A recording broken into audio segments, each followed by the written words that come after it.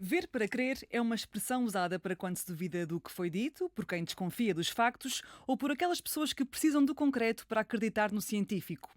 Nas questões do clima, o ver para crer alimenta céticos e atrasa resultados. Enquanto as provas concretas não chegam, a luta é de ativistas, de especialistas em ambiente, de investigadores e investigadoras, mas também de juristas. É o caso da nossa convidada de hoje, que além de jurista, é uma mulher jovem de 23 anos, ativista pelo clima desde os 17, fundadora e presidente da Último Recurso, uma associação que utiliza o direito para responsabilizar os principais infratores pela crise climática. Da sua vida fazem parte ações judiciais contra o Estado, a pressão em relação ao poder político e empresarial, a participação nas aclamadas COP, no Dubai e no Azerbaijão, um intercâmbio no Brasil, horas de estudo das leis portuguesas e muita resiliência. É ela a dona da casa de hoje, Mariana Gomes. Bem-vinda ao nosso programa. Começamos com o início disto tudo, que está, afinal, na igualdade de género, porque a tua indignação começou quando eras criança, por causa daquilo que encontraste na biblioteca da tua escola em Guimarães. É verdade? É verdade, sim. Portanto, pequeno contexto, eu sou do Porto, mas mudei-me aos 10 anos para Vila Nova de Famalicão, na verdade. E as pessoas do Norte vão perceber o que eu vou dizer, que é o sotaque do Porto e o sotaque de Braga é completamente diferente. E, portanto, as crianças da minha escola perceberam logo que eu era uma pessoa diferente, que eu era uma pessoa que não era daquela zona. Além disso, a minha mãe insistia que eu devia usar roupas cor-de-rosa e que, enfim, todo um padrão que já não encaixava nas crianças de 10, 11 e 12 anos e, portanto, eu era uma pessoa estranha. Plus, eu adorava estudar. Portanto, era aquela pessoa irritante que nas aulas fazia perguntas e pronto. O que aconteceu? Eu, nessa altura, sofri de bullying, fui muito excluída dos grupos da escola, por causa disso, sim. E, portanto, eu encontrei o meu refúgio na biblioteca. Portanto, eu passava os meus... Estudar mais, a tua resposta era estudar ainda mais. Sim. E portanto eu passava horas e horas e horas na biblioteca a ler, a estudar, até que houve um dia em que a senhora da biblioteca deu uma chave e eu ficava lá fechada durante a hora do almoço. Confiava em ti, portanto. Confiava em mim. Ficava lá durante a hora do almoço a ler, enfim. E lias o quê? Eu lia tudo e mais alguma coisa, mas houve uma altura em que eu comecei a ler livros como Queimada Viva, comecei a levar esses livros para casa. A minha mãe não achou muita piada e, entretanto, disse-me que eu não podia ler mais desses livros. Mas então 10, 11 anos nessa altura? Sim. Curiosamente, foi nessa altura também que comecei a interessar-me mais por o que é que se passava do outro lado do mundo. Portanto, porque é que havia crianças a morrer à fome em África? Porque isso também através dos livros, através dos livros, sim, porque eu não tinha redes sociais, não tinha telemóvel, não tinha nada, através dos livros. E a minha família sempre foi muito religiosa, muito ligada à religião católica, sim. E houve um dia em que eu coloquei aquela questão de: então, e se Deus existe, porque é que há mulheres que não têm acesso à educação, porque é que há mulheres que são queimadas vivas nos seus países, porque é que há crianças a passar fome? Pronto, e aí foi o caldo entornado. O que é que ele respondeu? Lembras-te? Não me lembro, eu sei o que aconteceu depois. Eu era tema nos jantares de família. Portanto, a Mariana agora questiona Deus. A Mariana agora diz que é agnóstica ou diz que é ateia. Portanto, já não... E havia alguém que te apoiava ou toda a gente te via com estranheza? Estranheza, eu sempre fui a ovelha negra da família. Sim. E sim te mantens, presumo, também com o teu caminho até agora, de ativismo, sim. etc. Então era nesses livros que tu encontravas histórias sobre as mulheres de outros países e isso começou a indignar-te. Portanto, dirias que a tua primeira preocupação desde criança foi o feminismo, foi a igualdade de género? Sim e não. Portanto, as maiores figuras da minha vida são figuras femininas. Portanto, a minha avó é a pessoa mais importante na minha vida até hoje. Que ainda cá está, não é? Que ainda cá está, sim. E quantos anos? A minha avó tem 65. Okay. Muito nova. Muito nova? Uau, sim, tu tens 23, sim. Portanto... A minha mãe também teve muito, muito nova enquanto era adolescente e, portanto... Enfim, eu cresci com os meus avós, a minha avó sempre foi a figura principal e cresci também num meio muito pobre, portanto houve sempre aqui duas realidades com que eu fui deparada. A primeira, a questão da pobreza, não é? Portanto, a questão de contar os cêntimos para conseguires colocar comida na mesa, ver os meus avós a terem que escolher entre dar-me a mim ou comer eles. Isso revoltava-me imenso porque... Moravas com eles? Morava com os meus avós, sim, durante a minha infância. Isso revoltava-me imenso perceber que eu sabia que era diferente. Portanto, eu, na escola eu sabia que o facto de eu levar um pão com marmelada as outras crianças levarem um pão com queijo e fiambre era completamente diferente, porque a minha bolo, avó talvez. nunca me conseguiria dar esse tipo de alimentação. E depois também eu presenciei muitas questões relacionadas com a violência contra mulheres na minha família e na altura, pronto, uma criança não percebe muito bem o que é que se passa quando há violência doméstica nas famílias, mas, enfim, eu acho que sempre fui um bocadinho esperta e eu comecei a perceber que não era normal. Portanto, não era normal haver tantas mulheres na minha família que eram vítimas de tantos crimes diferentes e, portanto, foi assim as duas junções que me começaram a fazer questionar. E tu percebes que não era normal também pela forma como tu própria te sentias ao ver aquilo. Sim. Sim. Pronto, e fez-me questionar a minha existência, a minha presença no mundo, o que é que estava a acontecer na minha família, no mundo, enfim, foi tudo por aí. E tu, nessa altura, conseguiste na mesma ter um rendimento na escola e sobreviver, digamos assim, porque é um sobreviver. Eu era a melhor aluna da escola. E algo que os professores também não percebiam muito bem, eles fizeram-me imensos testes porque não era normal. Porque eles sabiam o que é que se passava em casa? Eles sabiam o que é que se passava em casa. Eu desde o meu nascimento até aos meus 18 anos, que sempre fui acompanhada pela CPCJ. Pronto, isto é a primeira vez que eu estou a dizer isto, portanto, olha, Catarina, tenho aqui material para entregares. E, portanto, os professores sabiam exatamente o que é que se passava na minha família e na minha vida. Mas eles só souberam isto talvez quando eu tinha 8, 9 anos, porque antes disso o que é que eles sabiam? Eles sabiam que eu era muito boa aluna e que eu era uma pessoa que tinha muitos problemas na escola. Portanto, eu levava recados todas as semanas, eu era uma pessoa muito até violenta, eu entrava naquelas brigas com os rapazes, eu jogava futebol, eu não gostava nada de bonecas. E os recados era porquê? Os recados era porque a Mariana, enfim, partiu a porta da casa de banho. A Mariana bateu em alguém. A Mariana não parou de fazer o pino no intervalo quando alguém lhe disse que era para parar. Portanto, era uma criança muito rebelde, muito desobediente. Que vinha também de casa, não é? Do ambiente em que cresceste, obviamente. Sim. Mas eu adorava competir para ser a melhor aluna. E acho que isso foi, até hoje, a minha maior salvação. Foi a parte académica, eu ter-me agarrado ali à parte da competição e de querer ter a nota mais alta, querer ser a melhor. Podia ter sido outra coisa. Correu bem. Uhum. E hoje os teus pais estão presentes na tua vida ou não? Não. Ok. E também não é algo que é algo que está resolvido para ti? Que se vai resolvendo com o tempo. Vai-se resolvendo. Muito bem, então começámos com estas questões das mulheres que foram definindo ao longo da tua vida, mas sei que depois, entretanto, o clima, que é uma das razões fortes pelas quais estamos aqui, também veio muito cedo e também veio nesse pilar da escola, certo? Começou também em aulas, portanto, a escola foi a tua salvação nessa fase inicial, mas também foi a tua salvação no sentido de foi aquilo que te indicou qual é que era a tua missão no mundo, certo? Sim. Eu costumo dizer que a educação foi extremamente revolucionária na minha vida.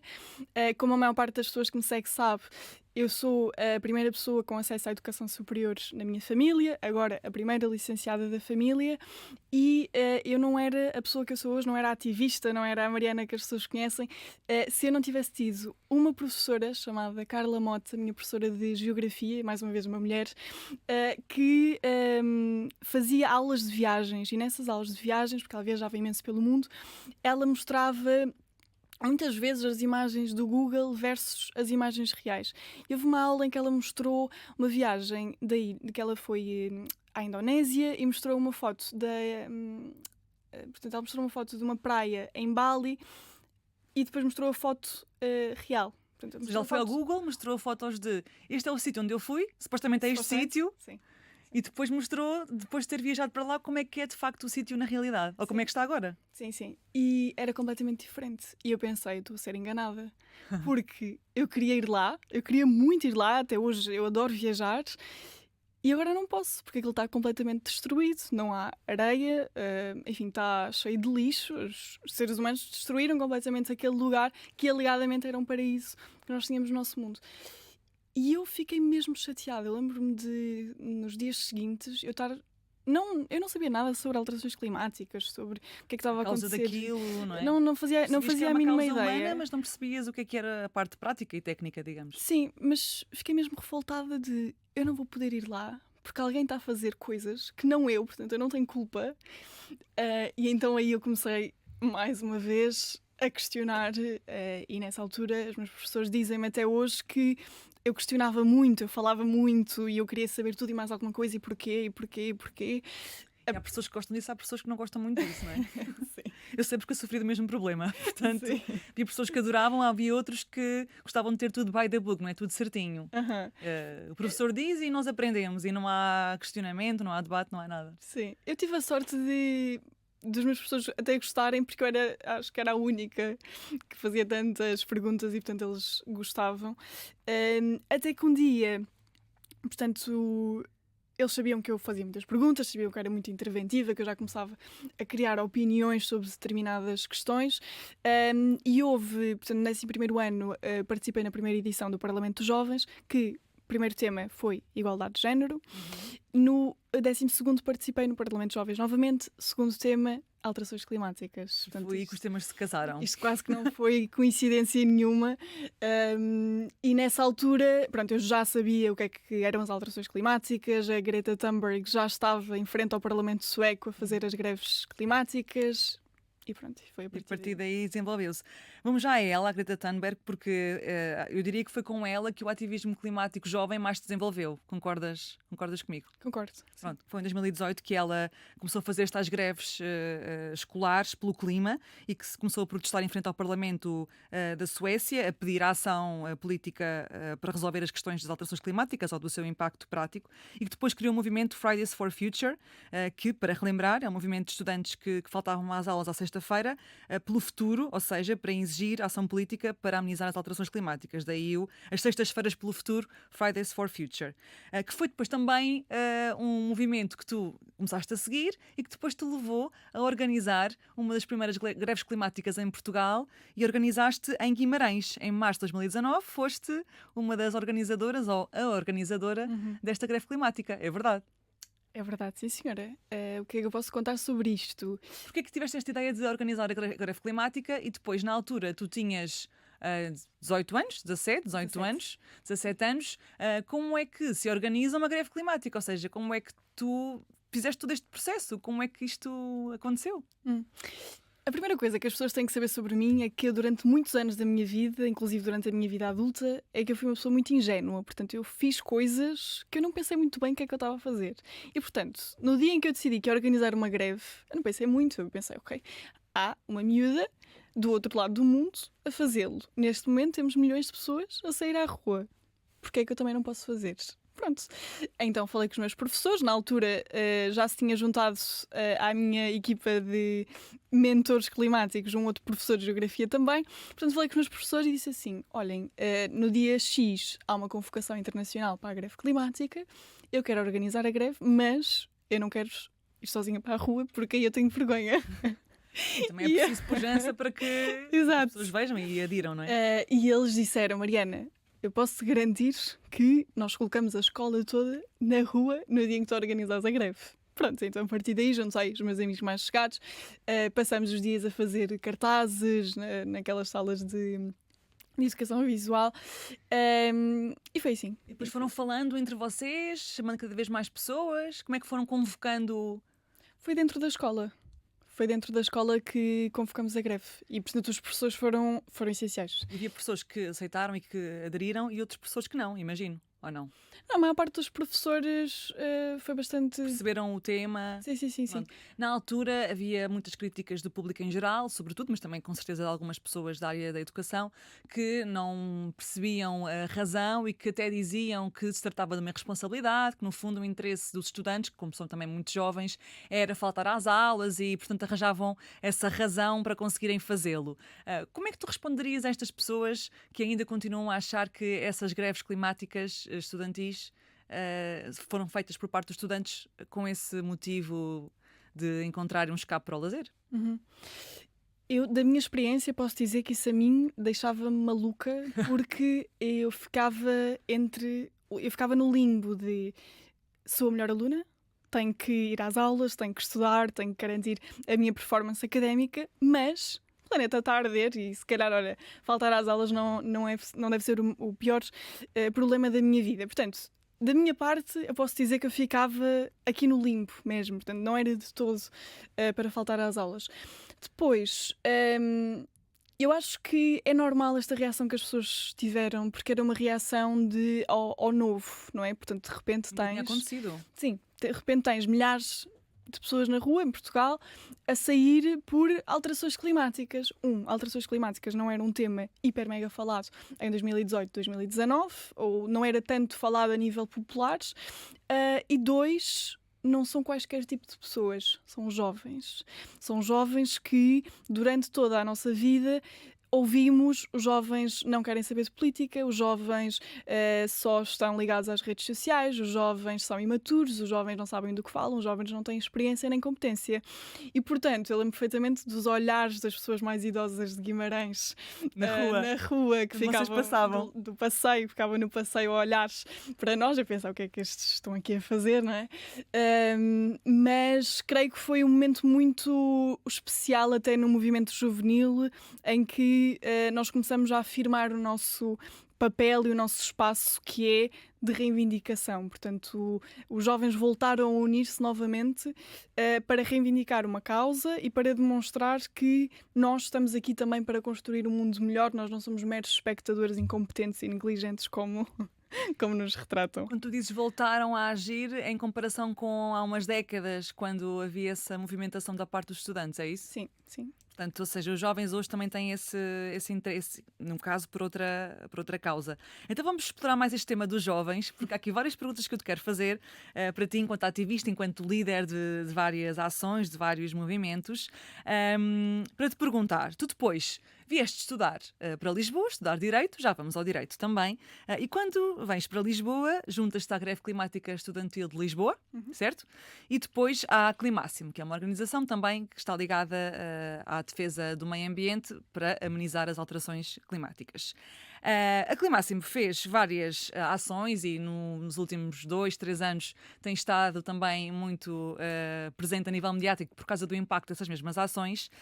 Uma delas foi em outubro de 2023, em Lisboa, quando 2 ativistas cobriram de tinta um quadro de Picasso no Museu Berardo, espalharam tinta vermelha sobre o acrílico que protege o quadro, e um dos ativistas disse, nesse momento, não há arte num planeta morto, e também, a título de exemplo, em outubro de 2022, já em Londres, de uma outra organização, chamada Just Stop Oil, 2 ativistas atiraram sopa de tomate contra o vidro que cobria a pintura Girassóis de Van Gogh, que está na National Gallery, e também se colaram à parede, dizendo o que é que vale mais, a arte ou a vida. Portanto, esta ação, se calhar de outubro de 2023, da Climáximo no Museu Berardo, pode ter sido eventualmente inspirada por esta também na National Gallery e por outras que acontecem na Europa, ao contrário daquilo que possa parecer. Aquilo que acontece aqui também está a ser replicado e feito por outros movimentos, noutros países da Europa.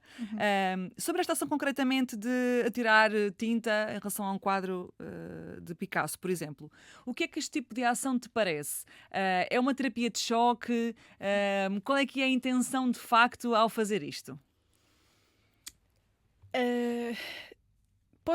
Pode ser terapia de choque, porque nós vamos percebendo ao longo da história da humanidade que há coisas com que a humanidade se importa, coisas até não são irrelevantes, mas eu lembro perfeitamente quando ardeu a Notre Dame, foi o caos, quando alguém atirou tinta a um quadro também, e as pessoas nem sequer se questionam sobre que valores é que estão aqui em causa, não é? Portanto, quando tu atiras tinta contra um quadro, nem é contra um quadro, contra o vidro de um quadro, qual é que é o dano? O que é que aconteceu? E qual é que é a mensagem que estamos aqui a tentar passar? Eu acho que de facto, é uma estratégia de comunicação, porque tu consegues colocar as pessoas a falar sobre alterações climáticas, consegues colocar as pessoas a falar sobre esta dualidade de valores, não é? Portanto, o que é que vale mais, um quadro ou a crise climática, ou a tua vida perante a crise climática. Ou a tua vida perante a arte, a tua vida perante a crise climática? Não, porque eu acho que a nossa vida nunca está. Portanto, a arte não tem uma intervenção na nossa vida ou morte, não é? Mas a crise climática tem. Pronto. E depois também creio que colocas o. Portanto, eu li aqui há uns tempos uma pessoa que dizia o seguinte: este tipo de ações, apesar de serem ações que as pessoas. Ou que nós dizemos que as pessoas não gostam, a mim pouco me importa se alguém tira sopa a um vidro ou não, estas ações colocam no centro do debate as alterações climáticas. E não há nenhuma pessoa que, depois de ver este tipo de ações, diga eu agora vou emitir mais CO2 para a atmosfera. Portanto, não há uma correlação entre este tipo de ações e o aumento de emissões ou o aumento de pessoas que dizem eu agora vou prejudicar ativamente o planeta. O que há é tu, de repente, tu tens um espectro de aliados, que nós chamamos nesta lógica dos movimentos, tens um espectro de aliados e a maior parte das pessoas neste espectro de aliados pode ser ativa ou opositora e a maior parte das pessoas da nossa sociedade está no neutro, está no meio. E o neutro é não me importo. O mundo pode estar a desabar, que eu estou aqui na minha vida, no meu trabalho, no conforto da minha casa e está tudo bem. E este tipo de ações faz com que as pessoas se movam. Quer seja para o ativo, quer seja para o neutro, elas movem-se. E este é o principal, a meu ver, não sou a especialista que desenha estas ações, a meu ver, esta é uma das principais... Mas achas que pões as pessoas a falar sobre a crise climática ou pões pessoas a discutir mais a legitimidade do ato? Porque são coisas diferentes, não é? Colocas, sim. Só que isso não... Portanto, a meu ver, isso não acaba naquele dia. A discussão não acaba naquele dia e tu colocaste no cérebro daquelas pessoas que estão a discutir, quer seja a legitimidade do ato, quer seja a importância da crise climática, tu colocaste crise climática. E, portanto, da próxima vez que alguém vir, por exemplo, os fogos em LA, vai começar a associar a crise climática. Enfim, eu acho que isto está tudo explicado pela comunicação, a psicologia, etc. Esta é a minha perspectiva sobre isto. Não acho de todo que sejam ações em vão. São ações pensadas, têm uma clara estratégia de comunicação e até a psicologia humana por detrás. E está provado pela história que só através destas grandes ações que chocam, que saem fora da normalidade, é que tu consegues, de facto, mudar. Consegues dar algum exemplo para nós também da história? Ou seja, que tu te lembres de alguma situação que, em algum momento, que tenha sido com essa movimentação mais presente, com mais impacto? Uhum. Sim, posso estar. Estamos aqui no Dona de Casa, portanto posso falar das sufragistas, em que a maior parte das pessoas associa o movimento das sufragistas agora ao direito ao voto, mas não foi um movimento tranquilo, não foi um movimento pacífico do ponto de vista de não houve danos. Houve. Quer dizer, nas ruas de Londres eram destruídas pelas mulheres, os vidros ficavam partidos e, portanto, isto, na altura, portanto, há mais de um século atrás, causava muita inquietação, causava muito alarmismo de estas pessoas são radicais e se calhar tu poderias questionar há um século atrás, mas então estamos a discutir a legitimidade ou o direito ao voto. A verdade é que hoje as mulheres votam na maior parte dos países do mundo, portanto, já passou a fase de discutirmos a legitimidade.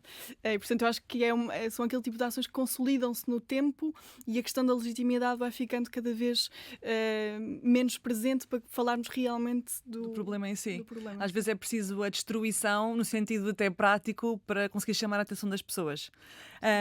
E sobre um outro tipo de ações, também quero a tua opinião. Também, por parte da Climáximo, também em outubro de 2023, houve vários ativistas que se sentaram na segunda circular, uma das principais vias de Lisboa, e bloquearam um dos sentidos, foi no sentido Benfica-Aeroporto, em frente à sede da Galp, enfim, com várias faixas também para falar sobre este tema.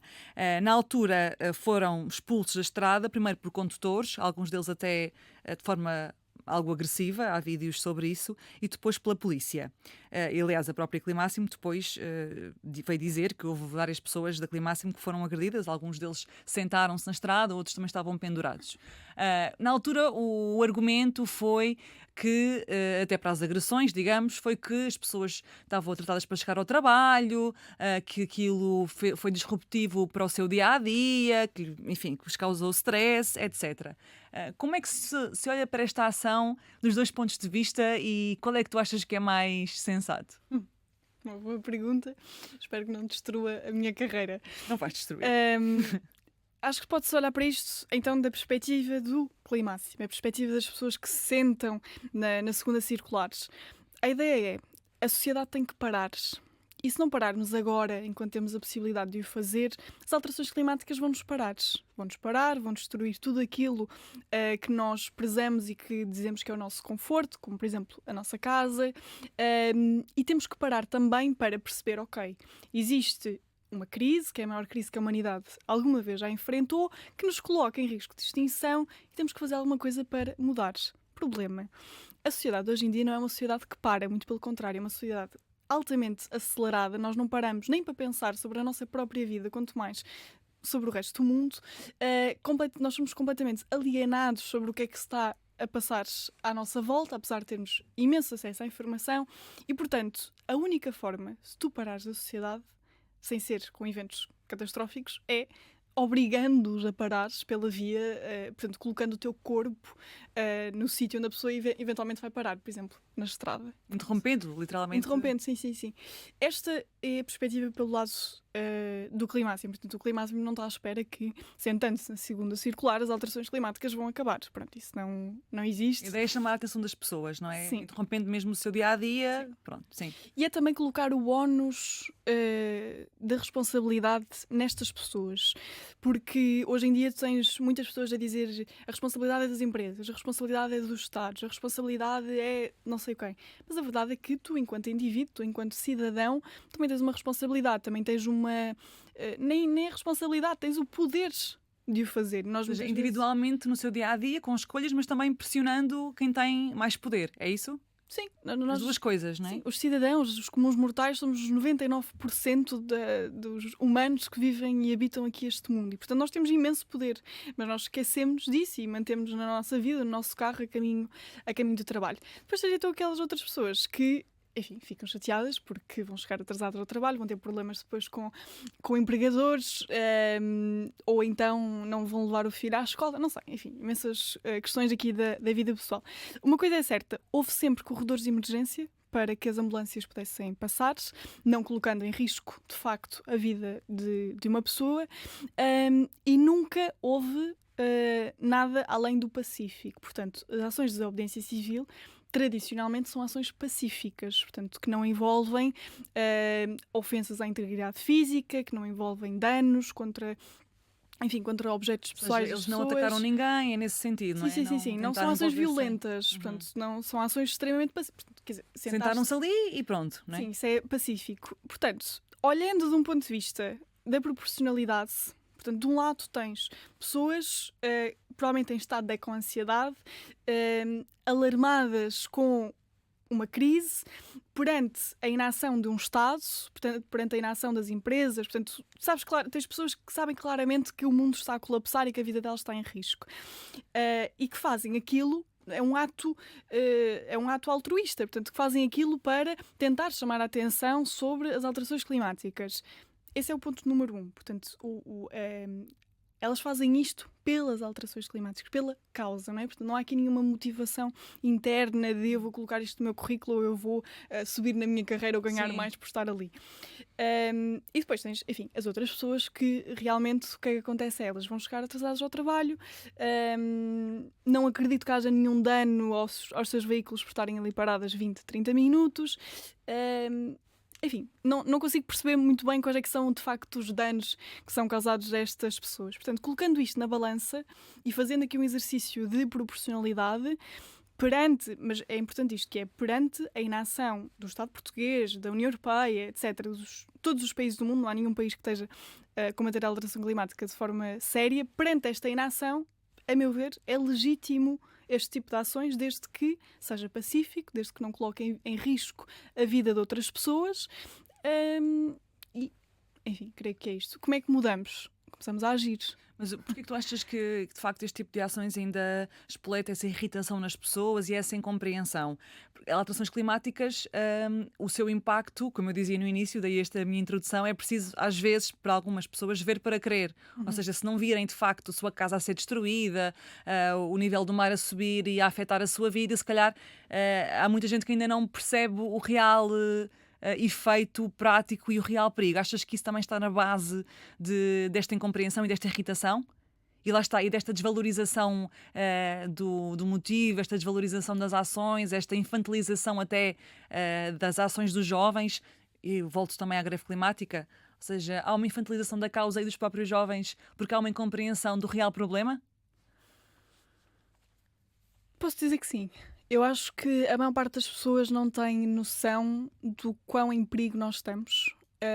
Não há nenhuma empresa, não há nenhum governo que seja realmente honesto com o perigo em que nós estamos. Caso fossem honestos, nós já tínhamos um estado de emergência declarado, como tivemos na altura do Covid-19, e portanto as pessoas vão vendo coisas a acontecer ao redor do mundo, mas ainda não viram nada a acontecer junto das suas casas, quer dizer, em Portugal até, enfim, é um país que é bastante afetado pelas alterações climáticas, mas as pessoas ainda não percebem que é urgente, que tem mesmo que se fazer alguma coisa, caso contrário nós estamos muito mal. Como é que nós estamos? Tu dizes que não sabemos, que as pessoas não sabem como é que nós estamos na realidade?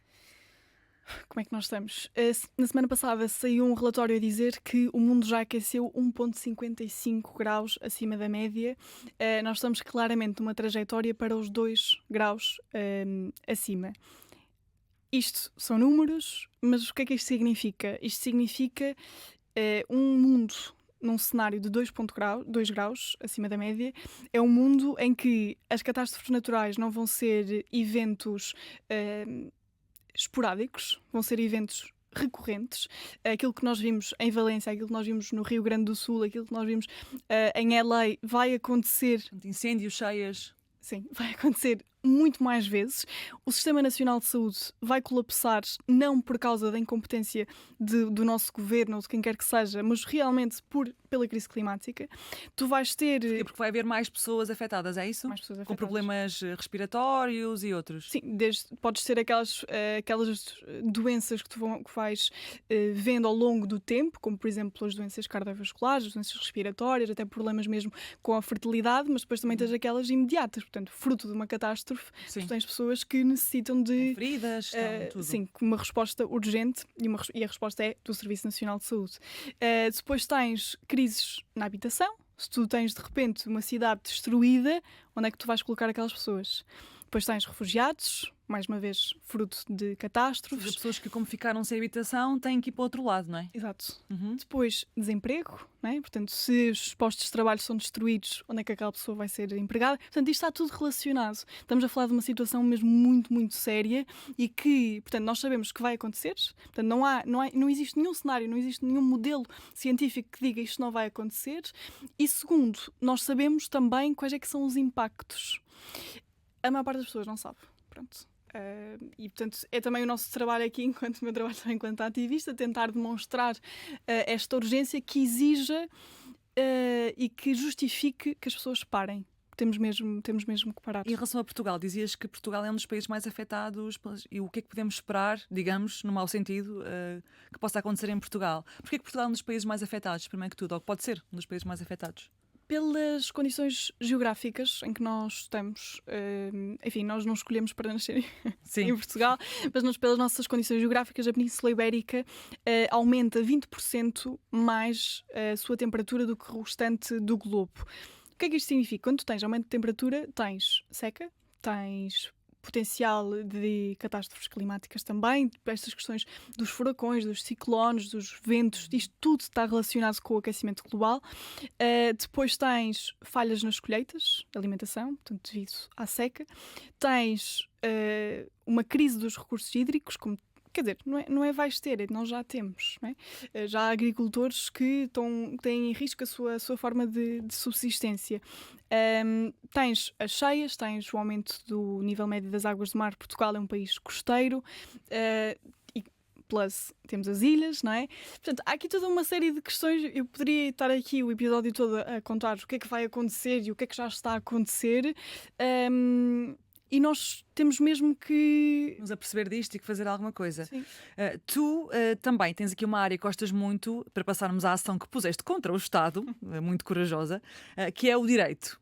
Porquê que o direito é uma área que te é tão próxima? Antes de passarmos aqui à ação, para nos explicares tudo. Porquê? Porque... Escolheste seguir direito, não é? Sim. Na faculdade. E porquê?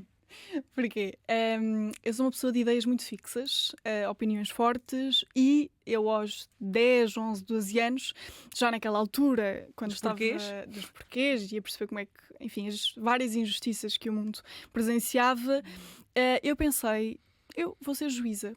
E eu vou decidir sobre os casos judiciais e eu vou ter a última palavra, e portanto vou ser eu a dizer como é que aquela situação acaba. Isto também está ligado à minha vida pessoal. A minha família, pronto, é bastante problemática e, portanto, normalmente, ou melhor, no pior dos casos, quando é muito problemática, isto acaba sempre em tribunais, com intervenções de CPCJ, polícias, coisas. Portanto, eu não lidei com os tribunais por ter o meu pai juiz ou por ter a minha mãe advogada, eu lidei por realmente ter uma família problemática e lidei desde muito cedo. Portanto, desde muito cedo que eu conheci juízes, conheci advogados, conheci técnicos, e portanto era um mundo muito, muito próximo, e eu teve várias vezes em que eu me senti injustiçada, e portanto, lá está, opiniões fortes, e eu pensava, isto não é correto, isto não é justo, e portanto foi somar um mais um, pensei, vou ser juíza, direito da família. Portanto, comecei a traçar o meu caminho, cheguei ao 9º ano, é Línguas e Humanidades. Porquê? Porque é para estudar Direito. E foi assim. Mas depois, entretanto, não seguiste ainda, pelo menos, direito da família, não é? Estás a seguir direito vou relacionado com o clima.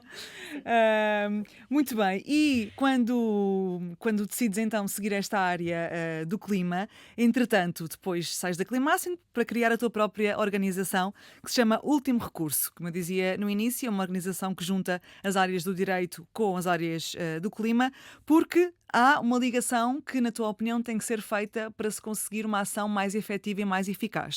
Que ligação é esta entre o direito e o clima?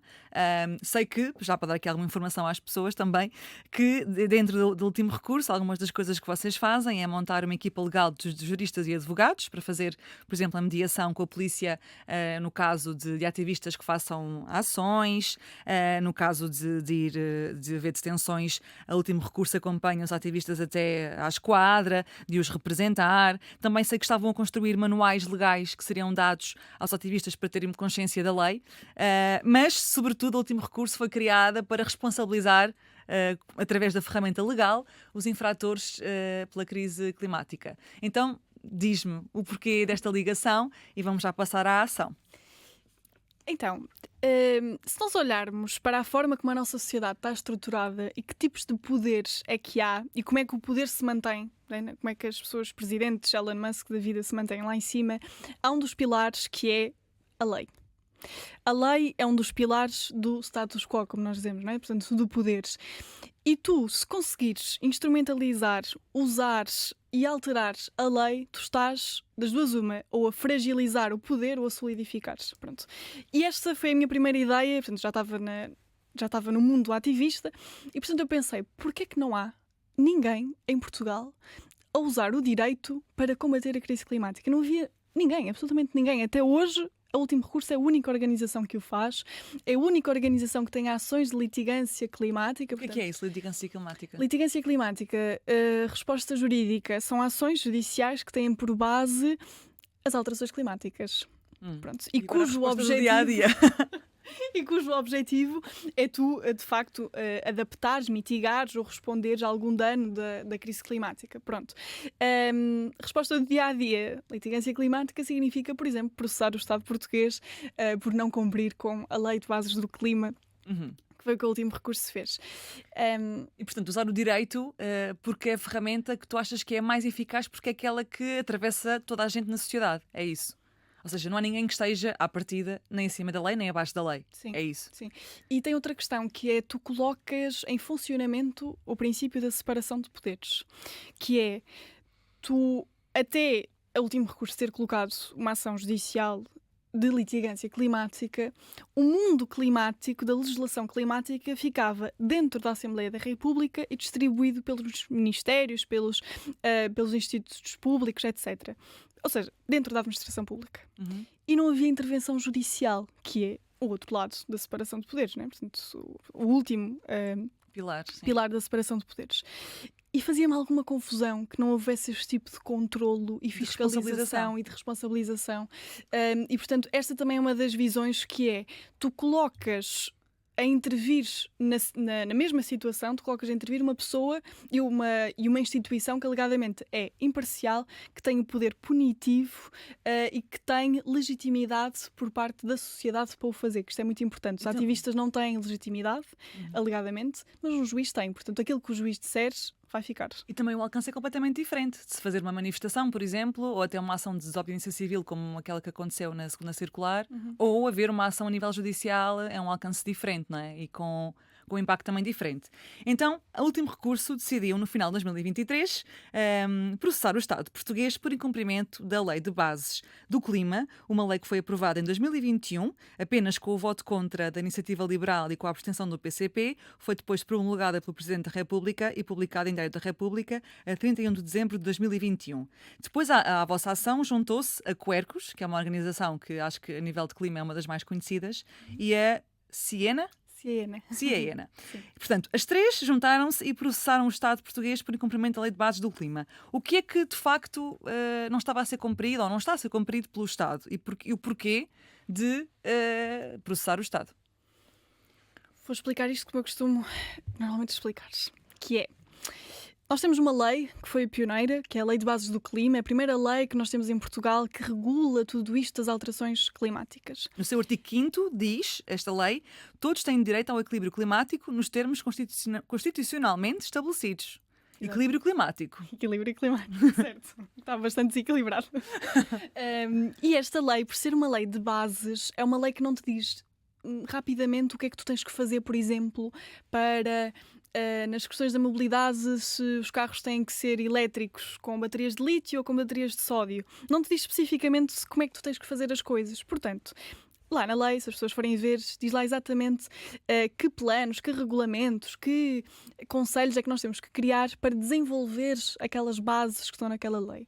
E, como tudo na vida, tem prazos.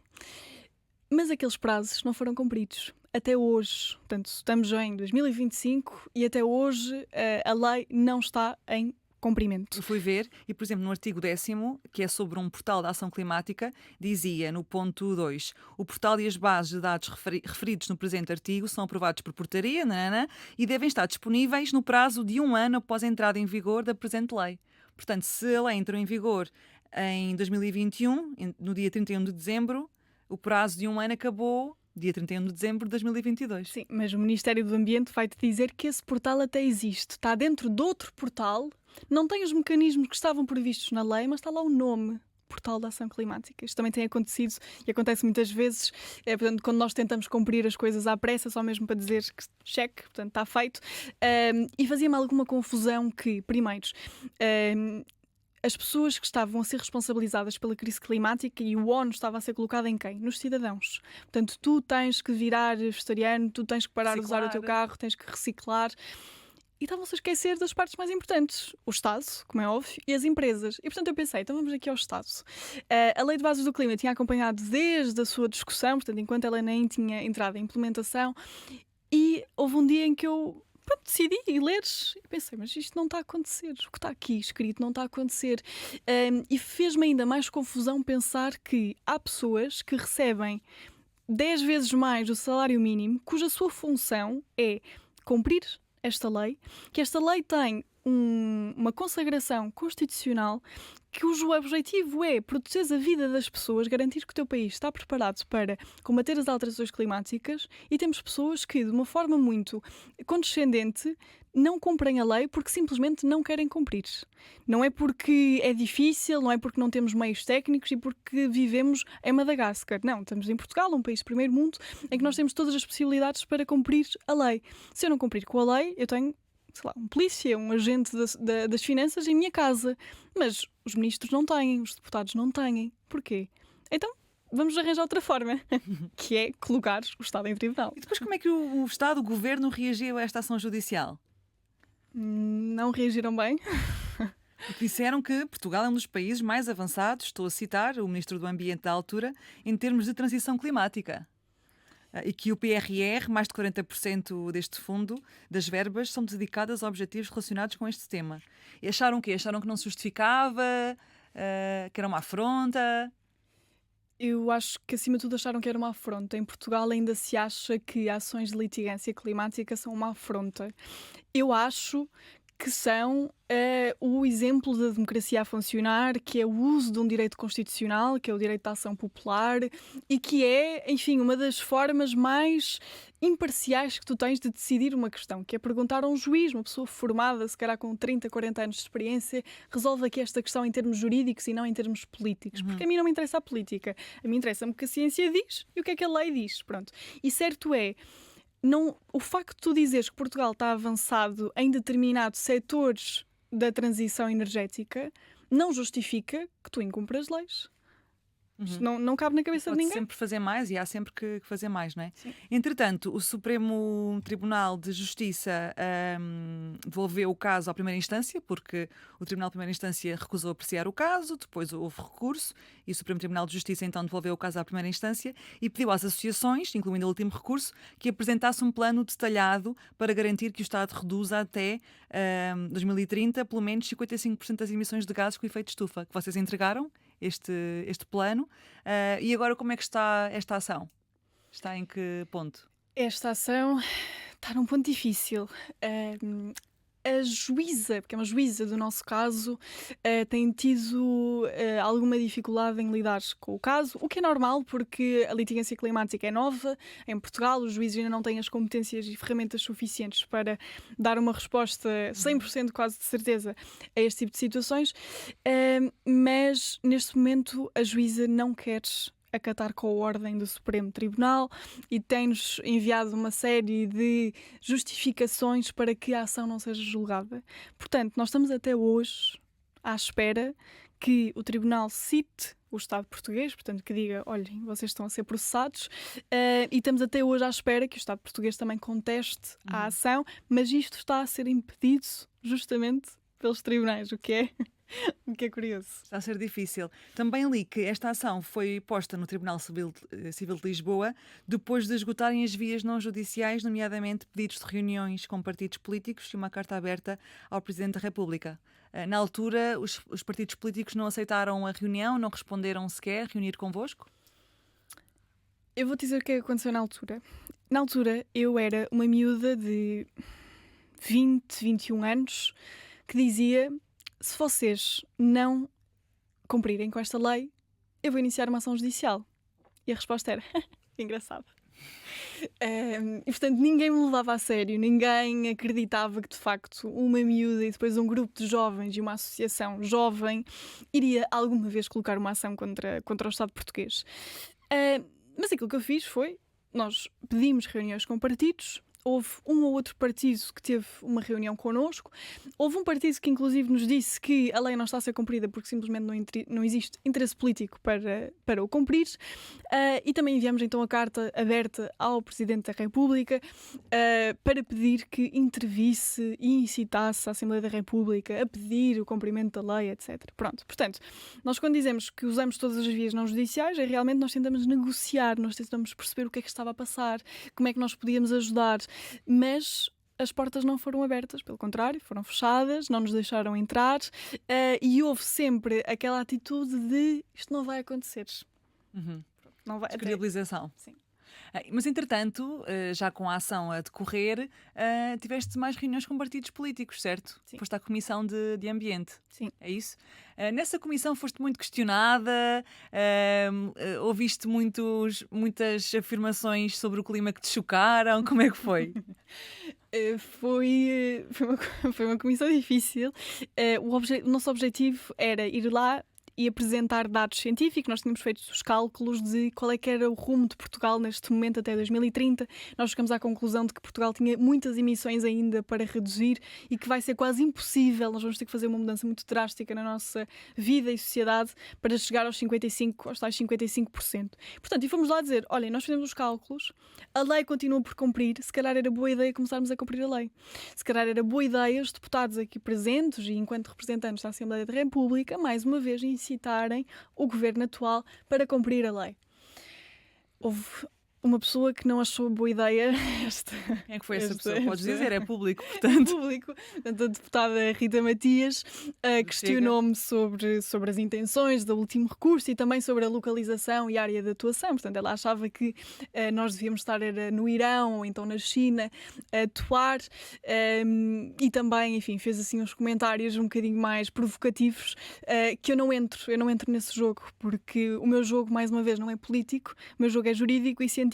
São estas as minhas duas bases e, portanto, foi essa a resposta que eu acho que ela teve. Também não entra aqui marxismos nem ideologias políticas. Quem tem organizações sabe que é muito difícil chegar a um consenso sobre qualquer ideologia política e, portanto, enfim, acho que foi um momento importante para a organização, traumático para mim. Por causa dessas reações.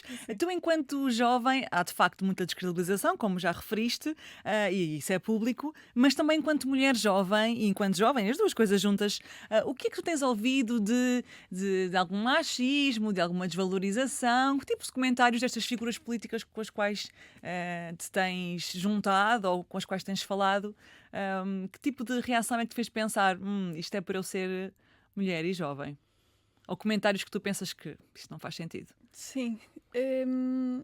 Teve já uma pessoa que não me disse diretamente a mim, mas, portanto, falando de mim, disse quem é que ela pensa que é. Estou a trabalhar nisto há 20 anos, agora tenho um cargo aqui dentro, enfim, não posso dizer de onde. Mas é no governo, não é? Do governo, sim. E quem é que ela pensa que é agora para colocar ações judiciais e para dizer que nós não estamos a cumprir e que nós somos incompetentes e negligentes? Isto é claramente algo que tu dirias a uma pessoa jovem, mulheres. Eu tenho a certeza absoluta que se o último recurso fosse liderada por um homem, a resposta e as reações eram completamente diferentes desde o início da fundação do último recurso. Uma coisa muito curiosa também, aqui em termos de parênteses, é o último recurso é constituído a 95% por mulheres. Há poucos homens que se atrevem a ter uma entrevista comigo para entrar e serem liderados por uma mulher. Portanto, há muitos poucos homens. Depois...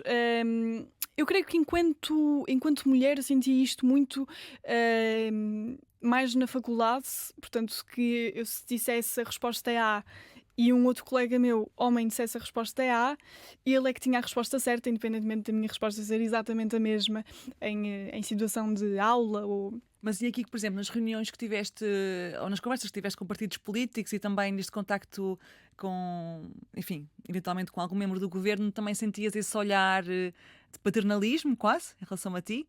Este comentário, por exemplo, eu trabalho nisto há 20 anos, como tu disseste, é um comentário que se pode dizer paternalista, não é? No sentido de Sim.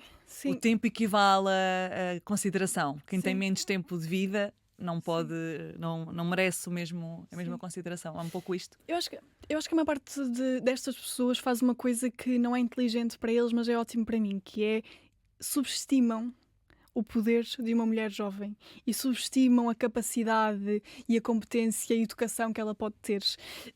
E, portanto, porque é que eu digo isto é bom? Porque eu chego lá, apresento-lhes, portanto, o nível que eles estão à espera, um nível muito mais abaixo, e eu entrego-lhes muito mais acima. Pronto.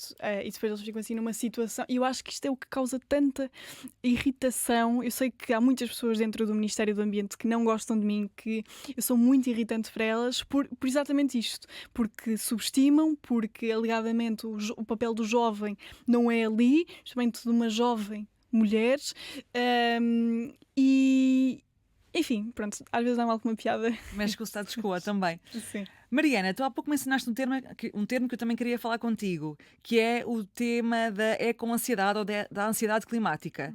Para quem não sabe, a ecoansiedade é definida pela Associação Americana de Psicologia como um medo crónico da degradação ambiental. Esta definição foi posta em 2017, que se revela em tristeza, medo, culpa, impotência, desamparo e incerteza em relação ao futuro.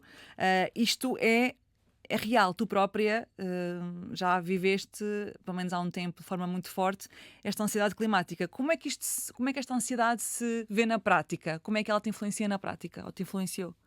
Influencia os jovens que a vivem? Jovens e adultos, não são só jovens. Sim. Olha, eu sei que eu tenho uma resposta muito diferente da maior parte das pessoas. Eu já conheci pessoas que entravam em pânico, que ficavam imóveis, que não conseguiam agir.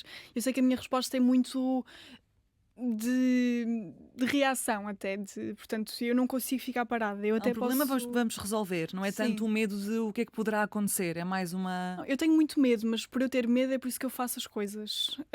Eu não me deixo ficar naquele estado de pá, agora vou ficar aqui no sofá, comer gelado e a ver uma série da Netflix porque o mundo está a acabar. De vez em quando sabe bem, mas na maior parte das vezes não é isso. Na maior parte das vezes eu fico revoltada, fico frustrada e, portanto, eu tento usar aquilo que me empodera e, por exemplo, usar a lei é algo que me empodera para tentar resolver as questões. Mas há momentos em que... Mas isso às vezes pode... Portanto, pode ser mau, porque há momentos em que eu não consigo parar e eu fico num estado mesmo de ansiedade em que eu sinto o meu coração a bater forte constantemente durante o dia inteiro e eu não consigo parar até eu ficar exausta de tanto trabalhar, porque eu penso, ok, estou a receber imensa informação, uma cidade a arder, outra cidade com umas cheias, pronto. E eu fico, ok, eu tenho que fazer alguma coisa, isso consome-me, isso deixa-me exausta, deixa-me quase em burnout. Eu tive a fazer as contas, nos últimos 15 dias eu trabalhei 80 horas para o último recurso. E não é o meu trabalho, eu não faço isto de forma remunerada. És voluntária, sim, tu fazes consultoria a associações e etc. Sou voluntária, sim.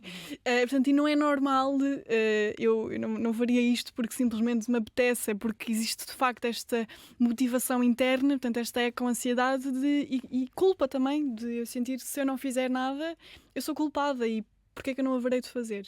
Eu sou hiper mega privilegiada. Mas lá está, o alcance também de ação também é curto em relação a outros gigantes, portanto daí também vem essa impotência e essa incerteza às vezes, não é? Contigo e com outras pessoas com as quais trabalhas, imagino.